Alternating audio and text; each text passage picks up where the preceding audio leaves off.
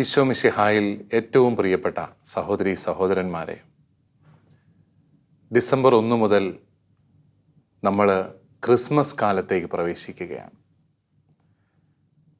നമ്മൾ ഈ കാലഘട്ടത്തിൽ ഒരു നോമ്പ് ആചരിച്ച് നമ്മളെ തന്നെ നവീകരിച്ച് കർത്താവിൻ്റെ വരവിനായിട്ട് ഒരുങ്ങുകയാണ്. കർത്താവിൻ്റെ മഹോന്നതമായ മനുഷ്യാവതാര രഹസ്യത്തെ നമ്മൾ പ്രാർത്ഥനാപൂർവം ധ്യാനിക്കുകയാണ്. പക്ഷേ ഡിസംബർ 1 മുതൽ തന്നെ പലയിടങ്ങളിലും ക്രിസ്മസ് ആഘോഷങ്ങളും ആരംഭിക്കുന്നു എന്നുള്ളതാണ് ഇപ്പോഴത്തെ ഒരു പ്രതിഭാസം. ആഘോഷങ്ങളുടെ നിറവിൽ ചിലപ്പോൾ ഈ നോമ്പാചരണം നമ്മൾ മറന്നു പോകാറുമുണ്ട്.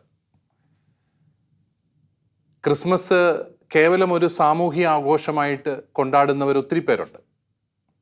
അത് ഒരു സദ്വാർത്തയുടെ ആഘോഷമാണ് എന്ന ചിന്തയില്ലാതെ കേവലം ഒരു സാമൂഹിക ആചാരമായി ക്രിസ്മസ് പപ്പായും ക്രിസ്മസ് ട്രീകളും എല്ലാം ഒരുക്കുന്ന ഒരു സന്തോഷകരമായ സാഹചര്യത്തെ മാത്രം ആഘോഷിച്ച് അങ്ങനെ ഇതിനെ കേവലം ഒരു സാമൂഹിക ആഘോഷം മാത്രമാക്കി മാറ്റുന്ന ഏറെ പേര് ഇന്ന് നമുക്ക് ചുറ്റും കാണാനായിട്ട് സാധിക്കും.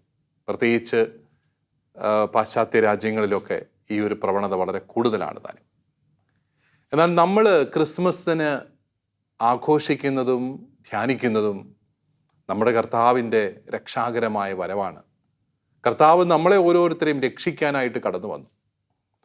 അതുകൊണ്ട് തന്നെ ആ ഒരുക്കത്തോടെ, ആ വലിയ സ്നേഹത്തോടെ നമ്മൾ കർത്താവിൻ്റെ ഈ വരവിനെ കാണുകയും കർത്താവിന് നമ്മുടെ ജീവിതത്തെ തന്നെ സമ്മാനമായിട്ട് കൊടുക്കുകയും ചെയ്യണം.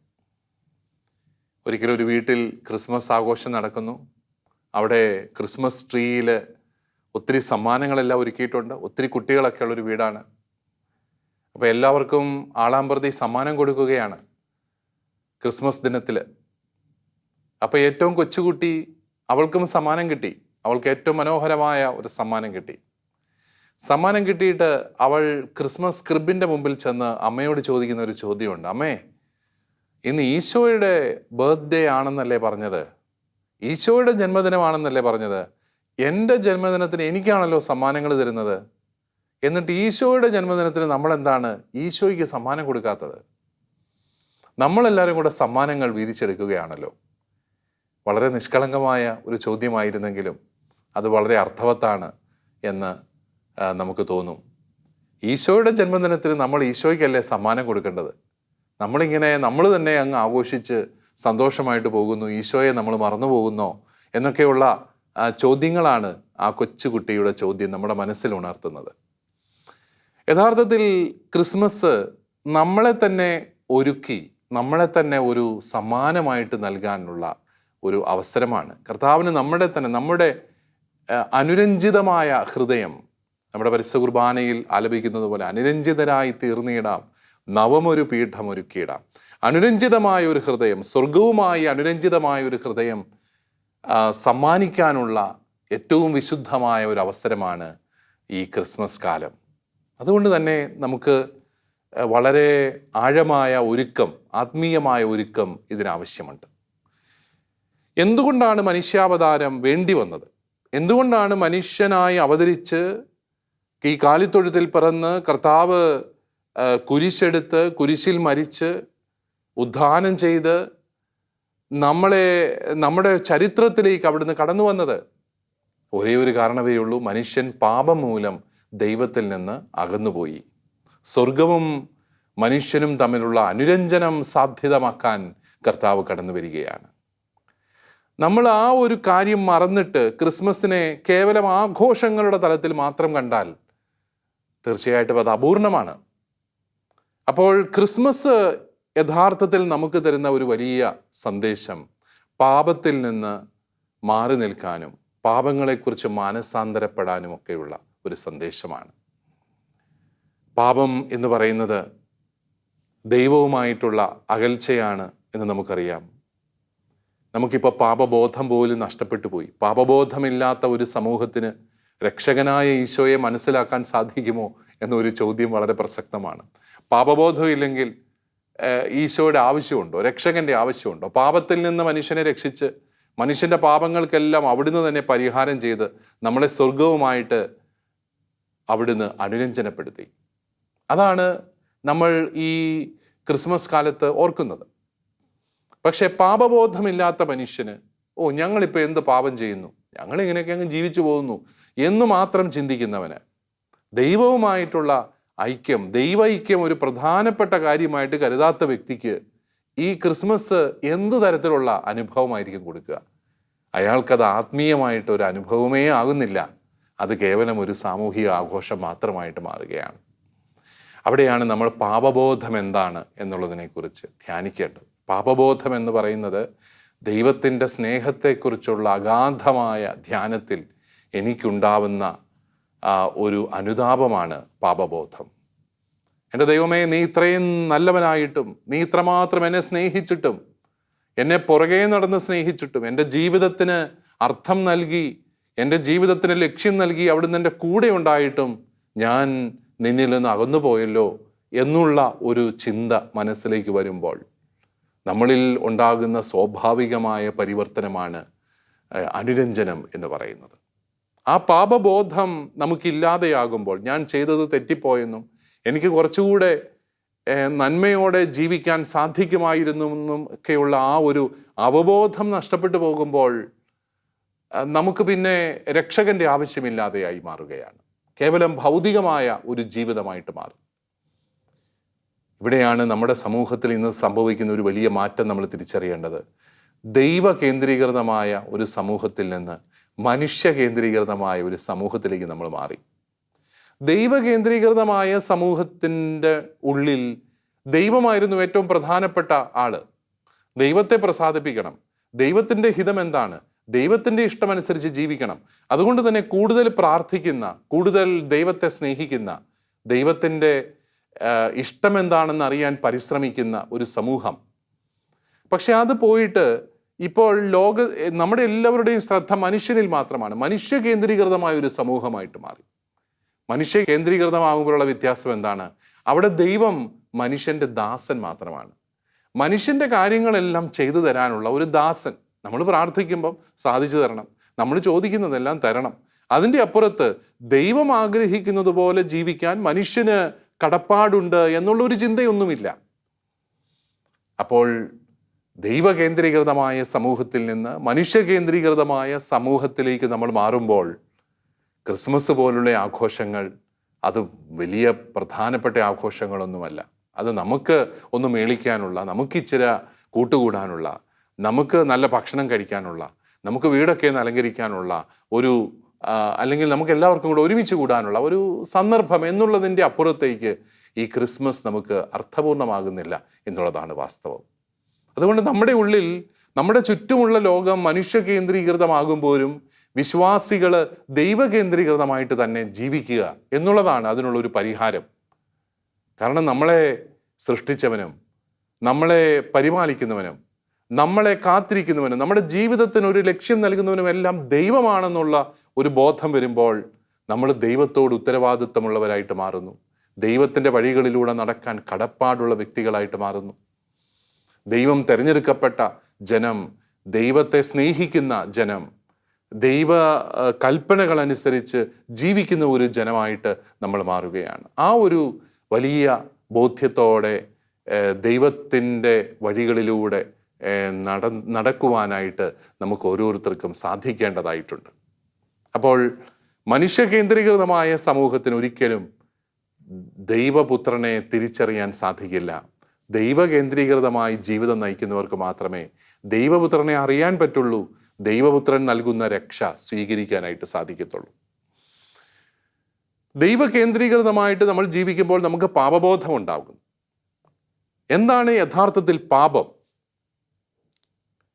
ധൂർത്തപുത്രൻ്റെ ഉപമയിൽ നമ്മൾ കാണുന്നുണ്ട്. ധൂർത്തപുത്രൻ കുടുംബത്തിൻ്റെ കൂട്ടായ്മയെ തിരസ്കരിച്ച് അവൻ ആൾക്കൂട്ടത്തിലേക്കും പിന്നെ പന്നിക്കൂട്ടത്തിലേക്കും ഒക്കെ ഇറങ്ങിപ്പോകുന്ന കഥ. യഥാർത്ഥത്തിൽ പാപം എന്ന് പറയുന്നത് ഒന്നാമതായിട്ട് കൂട്ടായ്മയുടെ തിരസ്കരണമാണ്. കൂട്ടായ്മ ജീവിക്കാതെ പോകുന്നു. എൻ്റെ ജീവിതത്തിൽ ഞാൻ കൂട്ടായ്മയ്ക്ക് വിരുദ്ധമായിട്ട് എന്തെങ്കിലും ചെയ്യുന്നുണ്ടോ? എൻ്റെ സഭാ കൂട്ടായ്മയ്ക്ക് വിരുദ്ധമായിട്ട് ഞാൻ എന്തെങ്കിലും ചെയ്യുന്നുണ്ടോ? എൻ്റെ കുടുംബത്തിലെ കൂട്ടായ്മയ്ക്ക് വിരുദ്ധമായിട്ട് ഞാൻ എന്തെങ്കിലും ചെയ്യുന്നുണ്ടോ? അതായിരിക്കണം നമ്മുടെ പ്രധാനപ്പെട്ട ഒരു ചിന്ത. കാരണം കൂട്ടായ്മയെ തിരസ്കരിക്കുന്നതാണ് പാപം. ദൈവവുമായിട്ടുള്ള കൂട്ടായ്മയെ തിരസ്കരിക്കുന്നു, മനുഷ്യരുമായിട്ടുള്ള കൂട്ടായ്മയെ തിരസ്കരിക്കുന്നു, പ്രകൃതിയോടുള്ള കൂട്ടായ്മയെ തിരസ്കരിക്കുന്നു. ഇതാണ് അടിസ്ഥാനപരമായിട്ട് പാപം എന്ന് പറയുന്നത്. അവിടെ കൂട്ടായ്മയെ തിരസ്കരിച്ചോ എന്നുള്ള ചോദ്യത്തിന് ഉത്തരം കണ്ടെത്തുമ്പോൾ കൂട്ടായ്മയെ വളർത്താൻ ഞാൻ എന്ത് ചെയ്തു എന്നുകൂടി നമ്മൾ ചിന്തിക്കേണ്ടതായിട്ടുണ്ട്. പ്രിയപ്പെട്ടവരെ, നമ്മുടെ എല്ലാവരുടെയും വലിയൊരു പ്രലോഭനം ഭിന്നിച്ചു പോകാനാണ്. ഭിന്നത വിതയ്ക്കുന്ന ശക്തികൾ കുടുംബത്തിലും സമൂഹത്തിലുമെല്ലാം വളരെ ശക്തമാണ്. ഭിന്നിച്ചു പോകാനായിട്ടുള്ള പ്രലോഭനത്തിൻ്റെ പിന്നാലെ പോകുമ്പോൾ യഥാർത്ഥത്തിൽ കൂട്ടായ്മയിലേക്ക് കൊണ്ടുവരാനുള്ള പരിശ്രമങ്ങൾ, കൂട്ടായ്മ വളർത്താനുള്ള പരിശ്രമങ്ങൾ നമ്മുടെ ഭാഗത്തുനിന്ന് ഉണ്ടാവണം. നമ്മുടെ സഭയെന്ന ആ കൂട്ടായ്മ, ക്രിസ്തുവിൻ്റെ മൗതിക ശരീരമായ സഭയെന്ന കൂട്ടായ്മയിൽ വിള്ളലുകൾ വരാതെ സഭയെ കൂട്ടായ്മയിൽ വളർത്താനാണോ ഞാൻ പരിശ്രമിക്കുന്നത്? അതോ സഭയെ തളർത്താനാണോ? സഭയിൽ ഭിന്നത വിതയ്ക്കാനാണോ? നമ്മുടെ ഇടവക സമൂഹങ്ങളെ സംബന്ധിച്ചൊക്കെ നമുക്കിത് ചോദിക്കാവുന്നതാണ്. ഇടവക സമൂഹങ്ങളെ ശക്തിപ്പെടുത്താൻ ഞാൻ എന്ത് ചെയ്യുന്നു? കുടുംബ കൂട്ടായ്മകളെ ശക്തിപ്പെടുത്താൻ ഞാൻ എന്ത് ചെയ്യുന്നു? അതുപോലെ തന്നെ പ്രധാനപ്പെട്ടതാണ് കുടുംബത്തിൻ്റെ കൂട്ടായ്മയെ വളർത്താൻ ഞാൻ എന്ത് ചെയ്യുന്നു? ഞാനൊരു കുടുംബനാഥനാണ്, കുടുംബനാഥയാണ്. കുടുംബത്തിലെ കൂട്ടായ്മ, ഒരുമിച്ചുള്ള ഒരു ജീവിതത്തെ വളർത്താൻ ഞാൻ എന്ത് ചെയ്യുന്നു? ഞങ്ങൾ സംസാരിക്കാറുണ്ടോ? ദമ്പതികൾ തമ്മിൽ എത്ര സമയം സംസാരിക്കാറുണ്ട് ഒരു ദിവസം? അതൊരു വലിയ ചോദ്യമായിരിക്കും. ഒരുപക്ഷെ ഒരു സർവേ നടത്തിയാൽ വളരെ രസകരമായിരിക്കും അതിൻ്റെ ഫലം. ദമ്പതികൾ തമ്മിലുള്ള സംസാരമൊക്കെ പലപ്പോഴും വളരെ കുറവാണ് എന്നുള്ള കണ്ടുപിടുത്തങ്ങൾ പല മേഖലകളിൽ നടക്കുന്നുണ്ട്. നമ്മൾ സംസാരിക്കുന്നതെല്ലാം പുറത്തുള്ള ആൾക്കാരോടാണ്, അകത്തുള്ള മനുഷ്യരോട് വളരെ കുറച്ചേ സംസാരിക്കുന്നു. മക്കളും മാതാപിതാക്കളും കൂടെ ഇരുന്ന് അല്പസമയം ഒരു ഫാമിലി ടൈം, അത് എത്രമാത്രം നമ്മൾ ചെലവഴിക്കുന്നുണ്ട്? ഒരുമിച്ചിരുന്ന് തമാശകൾ പറയുന്ന, ഒരുമിച്ചിരുന്ന് പൊട്ടിച്ചിരിക്കുന്ന, ഒരുമിച്ച് കൂട്ടായ്മയിൽ വളരുന്ന ഒരു അനുഭവം എത്ര കുടുംബങ്ങൾ ബോധപൂർവം പരിപോഷിപ്പിക്കുന്നുണ്ട്. അതേസമയം ചില വീടുകളിലൊക്കെ ചെല്ലുമ്പോൾ ചില അലിഖിത നിയമങ്ങൾ അവർക്കുണ്ട്. ഭക്ഷണം കഴിക്കുമ്പോൾ മൊബൈൽ ഫോൺ ഓഫ് ചെയ്ത് വെക്കും, TV ഓഫ് ചെയ്ത് വെക്കും. അവരെല്ലാം മുഖാമുഖം നോക്കി വർത്തമാനമൊക്കെ പറഞ്ഞ് ഭക്ഷണം കഴിക്കും, ഒരുമിച്ചിരുന്ന് പ്രാർത്ഥിക്കും, ഒരുമിച്ച് അല്പസമയം വർത്തമാനമൊക്കെ പറയും. അതേസമയം ചില വീടുകളിൽ ചെന്നാൽ എല്ലാവരും ഓരോ ഫോണുമായിട്ട് ഓരോ മൂലയ്ക്ക് പോയിരിക്കുന്നതാണ്. ഇത് രണ്ട് കാഴ്ചകളാണ്. പക്ഷേ നമ്മൾ ഓർക്കേണ്ട ഒരു കാര്യം, കുടുംബത്തിൻ്റെ കൂട്ടായ്മയെ വളർത്തണമെങ്കിൽ ഒരുമിച്ചുള്ള സമയം വേണം, ഒരുമിച്ച് സമയം ചെലവഴിക്കണം. അതുപോലെ വ്യക്തികളെ സ്നേഹത്തിൽ ഒരുമിച്ച് കൂട്ടാനായിട്ട് സാധിക്കണം. തെറ്റുപറ്റുമ്പോൾ തെറ്റുപറ്റിപ്പോയെന്ന് ഏറ്റുപറഞ്ഞ് ആ കൂട്ടായ്മയിൽ വളരണം. അതൊക്കെയാണ് അടിസ്ഥാനപരമായിട്ട് നമുക്ക് വേണ്ട കാര്യങ്ങൾ. അപ്പോൾ കൂട്ടായ്മയുടെ തിരസ്കാരമാണ് പാപം. കൂട്ടായ്മയ്ക്ക് വിരുദ്ധമായിട്ട് ചെയ്യുന്നതും കൂട്ടായ്മ വളർത്താൻ ഒന്നും ചെയ്യാത്തതും പാപമാണ്. അതോടൊപ്പം നമ്മൾ ഓരോരുത്തരും ദൈവപുത്രന്മാരാണ്. ദൈവം നമ്മളെ ഓരോരുത്തരെയും അവിടുത്തെ മക്കളാക്കി മാറ്റി മാമോദീസായിലൂടെ. പക്ഷേ ഈ ദൈവപുത്രത്വം തിരസ്കരിച്ചു പോകുന്നത് പാപമാണ്. പുത്രത്വം തിരസ്കരിക്കുന്ന ധൂർത്തപുത്രനെ നമ്മൾ കാണുന്നുണ്ട്. എന്നിട്ട് അവൻ ദാസനായിട്ട് തിരികെ വരാൻ ആഗ്രഹിക്കുകയാണ്. പുത്രനായിരുന്നവൻ ദാസനായിട്ട് തിരികെ വരാൻ ആഗ്രഹിക്കുമ്പോൾ പിതാവ് അവനോട് പറയും, മകനെ, നിന്റെ പുത്രത്വം നഷ്ടപ്പെട്ടിട്ടില്ല കേട്ടോ. നീ ചെയ്ത പ്രവൃത്തിയൊന്നും ശരിയായിട്ടില്ല, നീ സ്വത്തൊക്കെ മേടിച്ചു പോയി. പക്ഷേ പുത്രനാകുന്നത് ജനനത്തിലൂടെയാണ്. അതുകൊണ്ട് ആ ജനനത്തിലൂടെ നിനക്ക് ലഭിച്ച പുത്രത്വം നഷ്ടപ്പെടില്ല. നിന്റെ പ്രവർത്തനങ്ങളൊക്കെ മോശമാണെങ്കിലും നീ ഇപ്പോഴും എൻ്റെ മകൻ തന്നെയാണെന്ന് പറഞ്ഞ് പുത്രത്വത്തിലേക്ക് തിരികെ സ്വീകരിക്കുന്ന പിതാവിനെ നമ്മൾ കാണുന്നുണ്ട്. അതുപോലെ തന്നെ നമുക്ക് കാണാനായിട്ട് സാധിക്കും, നമ്മുടെ ജീവിതത്തിൽ എപ്പോഴും ഈ പുത്രത്വം അഭിമാനപൂർവ്വം ജീവിക്കാനാവാതെ പലപ്പോഴും ദാസൻ്റെയും ദാസിയുടെയും ഒക്കെ തലത്തിലേക്കൊക്കെ മാറി ഉത്തരവാദിത്തമില്ലാത്ത ഒരു ജീവിതം നയിക്കുന്ന അനേകർ. നമ്മൾ ദൈവപുത്രൻ്റെ മഹത്വത്തോടെ ജീവിക്കേണ്ടവരാണ്. ഞാൻ എന്തുകൊണ്ടാണ് ധാർമ്മികമായ ജീവിതം നയിക്കേണ്ടതെന്ന് ഒരു ചെറുപ്പക്കാരനോ ചെറുപ്പക്കാരിയോ നമ്മളോട് ചോദിച്ചാൽ ഉത്തരം, നീ സാധാരണ ഒരു വ്യക്തിയല്ല, നീ ദൈവത്താൽ വിളിക്കപ്പെട്ടവനാണ്, ദൈവപുത്രത്വത്തിലേക്ക് വിളിക്കപ്പെട്ടവനാണ്. അതുകൊണ്ട് എല്ലാവരും ചെയ്യുന്നത് പോലെ നമുക്ക് ചെയ്യാനാവില്ല, എല്ലാവരും ജീവിക്കുന്നത് പോലെ നമുക്ക് ജീവിക്കാനാവില്ല എന്നുള്ള ഉത്തരം പറഞ്ഞു കൊടുക്കാൻ നമുക്ക് സാധിക്കണം. We are the chosen people. നമ്മൾ തിരഞ്ഞെടുക്കപ്പെട്ട ജനമാണ്, ദൈവത്തിൻ്റെ മക്കളാണ്. എന്തിനു വേണ്ടിയിട്ടാണ്? ലോകത്തെ മുഴുവൻ ഈ പുത്രത്വത്തിലേക്ക് കൊണ്ടുവരുവാൻ, ലോകത്തെ മുഴുവൻ വിശുദ്ധീകരിക്കുവാൻ തിരഞ്ഞെടുക്കപ്പെട്ടവരാണ് നമ്മൾ. ആ മഹത്വം ജീവിക്കാതെ നമ്മളിങ്ങനെ എല്ലാവരെയും പോലെ ഒക്കെ മുന്നോട്ട് പോകുമ്പോൾ, എല്ലാവരും ചെയ്യുന്ന കാര്യങ്ങളൊക്കെ ചെയ്ത് മുന്നോട്ട് പോകുമ്പോൾ, അതും ദൈവത്തിൽ നിന്നുള്ള അകൽച്ചയുടെ അടയാളമാണ്. പാപത്തിൻ്റെ സാന്നിധ്യം നമുക്കവിടെയും കാണാനായിട്ട് സാധിക്കും. പുത്രൻ്റെ മഹത്വത്തിലേക്ക് വിളിക്കപ്പെട്ട നമ്മൾ, ആ മഹത്വത്തിൽ ജീവിക്കാൻ വിളിക്കപ്പെട്ട നമ്മൾ മനസ്സിലാക്കേണ്ട ഒരു പ്രധാനപ്പെട്ട കാര്യം, പുത്രനായിരിക്കുക എന്ന് പറഞ്ഞു കഴിഞ്ഞാൽ, ദൈവത്തിൻ്റെ പുത്രനായിരിക്കുക എന്ന് പറഞ്ഞാൽ ഏറെ ആനുകൂല്യങ്ങൾ നമുക്കുണ്ട്.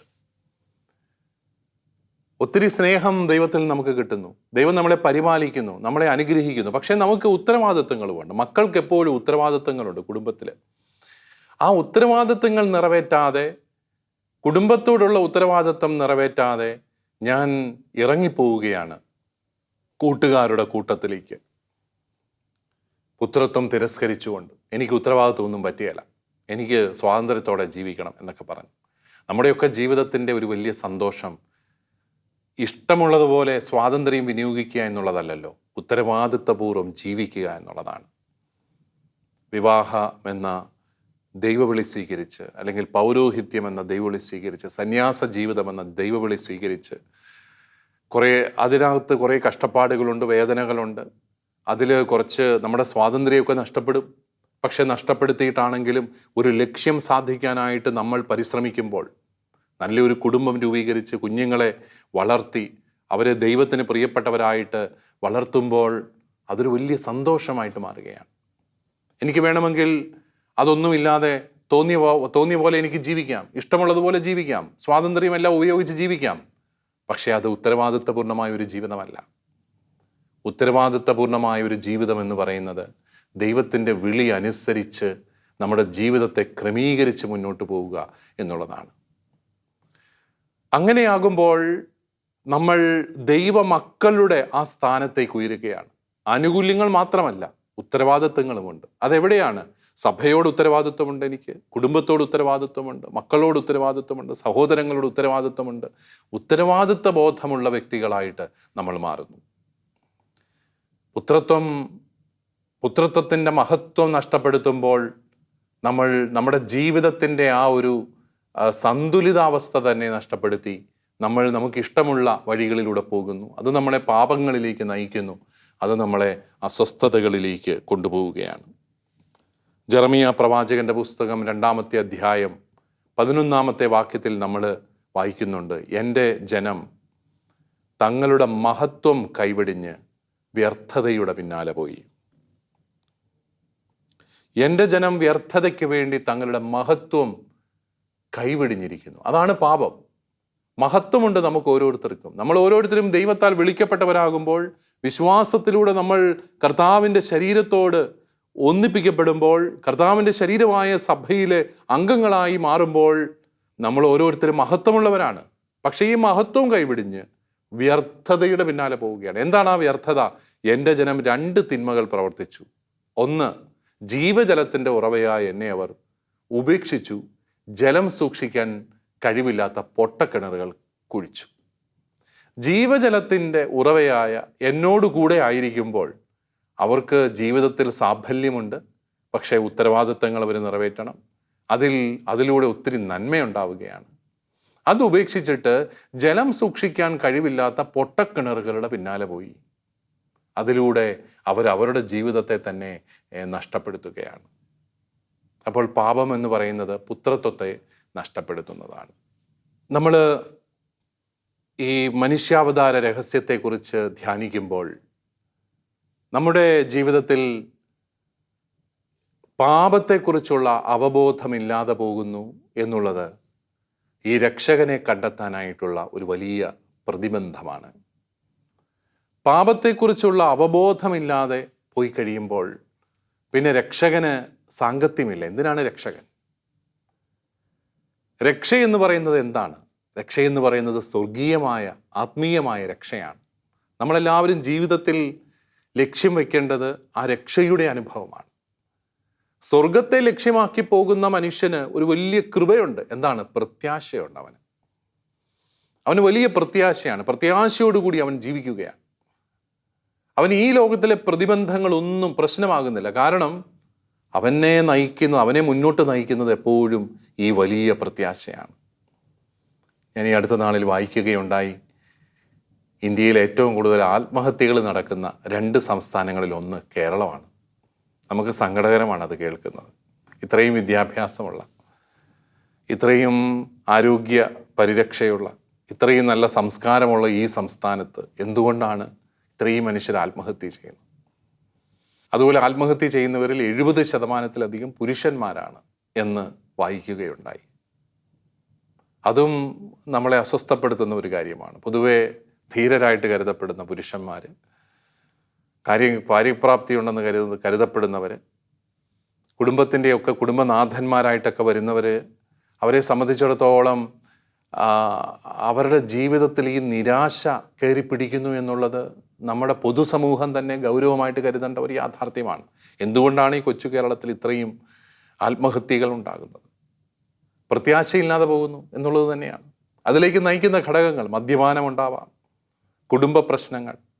ഏറ്റവും കൂടുതൽ ആത്മഹത്യകൾ നടക്കുന്നതിൻ്റെ കാരണം കുടുംബ പ്രശ്നങ്ങളാണ്. കുടുംബത്തിലെ അസ്വാരസ്യം കൂടുന്നു, സങ്കടങ്ങൾ, എന്നും നിരന്തരമായിട്ട് വഴക്കുകൾ, ദമ്പതികൾ തമ്മിലുള്ള വഴക്ക്, ഇതെല്ലാം വർദ്ധിച്ചു കഴിയുമ്പോൾ അവർക്ക് പ്രത്യാശ കണ്ടെത്താനായിട്ട് സാധിക്കാത്ത അവസ്ഥ. യഥാർത്ഥത്തിൽ വിശ്വസിക്കുന്നവനെ സംബന്ധിച്ചിടത്തോളം അവന് ജീവിക്കാൻ വക കണ്ടെത്താൻ ബുദ്ധിമുട്ടായിരിക്കുമ്പോഴും അവന് ജീവിക്കാൻ ഒരു കാരണമുണ്ട് എന്നുള്ളതാണ് വാസ്തവം. അവന് ജീവിക്കാൻ ഒരു കാരണമുണ്ട്. കാരണം അവൻ ജീവിതത്തിൻ്റെ അവസാന നിമിഷം വരെ കർത്താവിന് സാക്ഷ്യം വഹിച്ചുകൊണ്ട് ജീവിക്കേണ്ടവനാണ്. അവൻ്റെ യാത്രയിൽ ഈ ഭൂമിയിലെ വാസമെന്ന് പറയുന്നത് താൽക്കാലികമാണ്. നമ്മളെല്ലാം സ്വർഗം ലക്ഷ്യമാക്കി മുന്നോട്ട് പോകുന്ന വ്യക്തികളാണ്. നമ്മളിവിടെ സഞ്ചാരികൾ മാത്രമാണ്. അതുകൊണ്ട് തന്നെ പ്രത്യാശയുള്ളവനാണ് വിശ്വാസമുള്ളവൻ. അവന് ഒരിക്കലും നിരാശപ്പെടേണ്ട കാര്യമില്ല. അതുകൊണ്ട് തന്നെ ഇത്തരത്തിലുള്ള സംഭവങ്ങൾ നടക്കുമ്പോൾ അത് നമ്മുടെ വിശ്വാസ ജീവിതത്തെക്കുറിച്ചുള്ള ചോദ്യം കൂടിയാണ്. ശരിക്കും ആഴമായ വിശ്വാസം നമുക്കുണ്ടോ?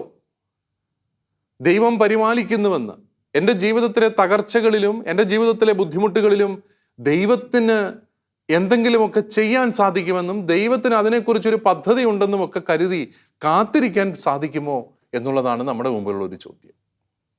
ജീവിക്കാൻ ധൈര്യം കണ്ടെത്തുന്ന ഒരു ആത്മീയതയായി ക്രൈസ്തവ വിശ്വാസം മാറുന്നുണ്ടോ എന്ന് നമ്മൾ ധ്യാനിക്കണം. അതല്ലെങ്കിൽ സംഭവിക്കുന്നത് എന്താണ്? നമ്മൾ ഭൗതികമായ കാര്യങ്ങളിൽ മാത്രം പ്രത്യാശ അർപ്പിച്ചുകൊണ്ട് പോകും. ഭൗതികമായ കാര്യങ്ങൾ നമ്മൾ ആഗ്രഹിക്കും. അത് കിട്ടാതെ വരുമ്പോൾ വളരെ പെട്ടെന്ന് ജീവിതത്തിൽ തകർന്നു പോവുകയാണ്. അത് വലിയ ദുരന്തങ്ങളിലേക്ക് നമ്മളെ നയിക്കുകയും ചെയ്യുന്നു. പൊതുവേ നമ്മുടെ സമൂഹം പ്രത്യാശ നിർഭരമായിരിക്കേണ്ടതാണ്.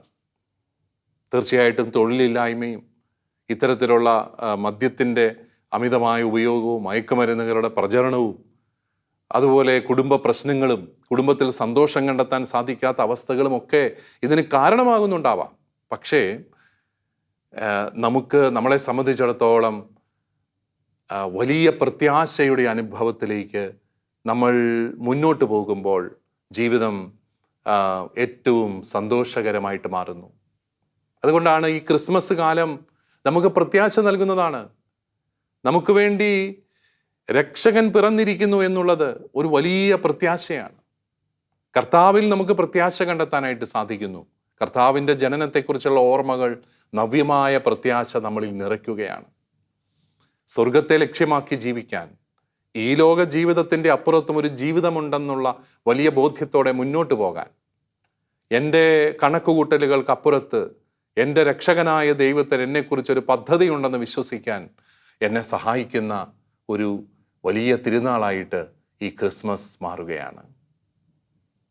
അതുകൊണ്ട് നമുക്ക് ശരിയായ പാപബോധത്തോടെ, ശരിയായ പ്രത്യാശയോടെ ഈ ക്രിസ്മസിനെ വരവേൽക്കാനായിട്ട് ഒരുങ്ങാം. ഇത് കേവലം സാമൂഹികമായ ഒരു ആഘോഷമായിട്ട് ഒത്തുചേരലായിട്ട് മാത്രം പോകാതെ ആത്മീയമായി എന്നെ സ്വാധീനിക്കുന്ന, എൻ്റെ ജീവിതത്തിൽ കൂടുതൽ പ്രത്യാശ നൽകുന്ന ഒരു തിരുനാളായി മാറത്തക്ക രീതിയിൽ നമുക്ക് നമ്മളെ തന്നെ ഒരുക്കാം. ഈ ദിവസങ്ങളെല്ലാം ക്രിസ്മസിന് മുമ്പുള്ള ദിനങ്ങൾ ആഘോഷങ്ങളിൽ മുങ്ങിപ്പോകാതെ പരിത്യാഗത്തിൻ്റെ അരൂപിയിൽ നോമ്പൊക്കെ ആചരിച്ചുകൊണ്ട് നമുക്ക് രക്ഷകൻ്റെ വരവനായിട്ടൊരുങ്ങാം. ദൈവം നിങ്ങളെല്ലാവരെയും സമൃദ്ധമായി അനുഗ്രഹിക്കട്ടെ.